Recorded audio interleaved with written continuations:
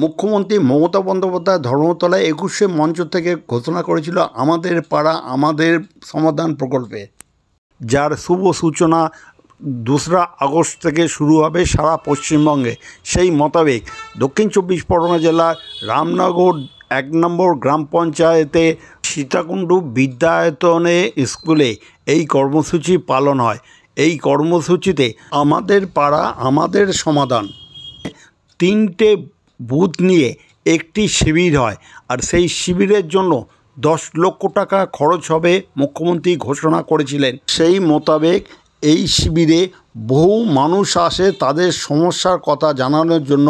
এই অনুষ্ঠানে উপস্থিত ছিলেন রামনগর ১ নম্বর গ্রাম পঞ্চায়েতের প্রধান মধুমিতা দেব, বারুইপুর পঞ্চায়েত সমিতির শিক্ষা কর্মাধ্যক্ষ রফিক সাপুই সহ অন্যান্য বিশিষ্ট ব্যক্তিবর্গ। মুখ্যমন্ত্রী মমতা বন্দ্যোপাধ্যায় এও ঘোষণা করেছিল এই অনুষ্ঠানটি প্রতি শনিবার ও রবিবার হবে।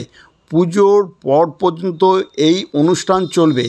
এই অনুষ্ঠানের মাধ্যমে পাড়ার প্রতিটি মানুষ তার সমস্যার কথা সেখানে জানাতে পারবে এবং দ্রুত সমাধান যাতে হয় সেই ব্যবস্থাই করতে হবে। লোকসভার এমপি, বিধায়ক, পঞ্চায়েত সমিতির মেম্বার ও গ্রাম পঞ্চায়েতের প্রধান সবাইকে একসঙ্গে থেকে এর সমস্যার সমাধান করতে হবে। এই খবর আপনারা দেখছেন একমাত্র খবর ৪৮ ঘন্টার পর্দায়।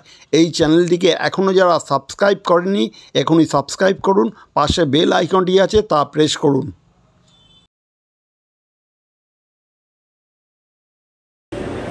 আমাদের পাড়া আমাদের সমাধান মাননীয় মুখ্যমন্ত্রী মমতা বন্দ্যোপাধ্যায়ের যে প্রকল্প, এই প্রকল্পতে ৩টি করে বুথ নিয়ে একটা করে ক্যাম্প করছে। সাধারণ মানুষের যে সমস্যা, ছোটোখাটো যে সমস্যাগুলো আছে সেই সমস্যা সমাধানের জন্যই উনি এই ব্যবস্থাপনা বানিয়েছেন। এতে আমাদের যারা গ্রামবাসী তাদের যে অসুবিধাগুলো আছে সেগুলো এখানে এসে বলবেন, আমরা সেগুলোকে রেজিস্টার করে তাদের যে প্রবলেমগুলো আছে সেগুলো সমাধানের চেষ্টা করা হবে।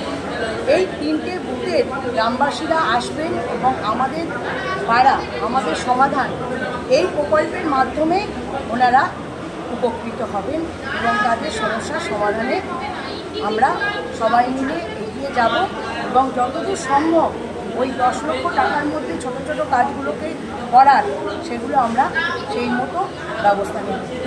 মধুমিতা দেব, রামনগর 1 গ্রাম পঞ্চায়েত।